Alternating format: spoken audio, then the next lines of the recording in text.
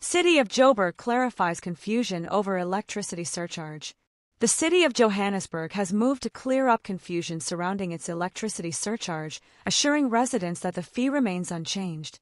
Finance MMC Margaret Arnolds confirmed that the surcharge, introduced in July 2024, remains at R200 despite reports suggesting it had increased by R70.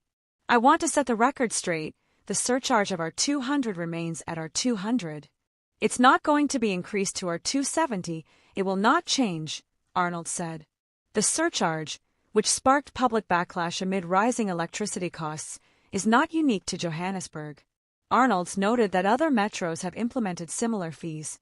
A surcharge has been put in place not only in the City of Johannesburg. Cape Town already has theirs, Ekurhuleni is following, Tshwane is following, and all the other metros are following, she explained. The clarification comes as many residents continue to raise concerns about the affordability of electricity and municipal services. Here is a recording from SAFM.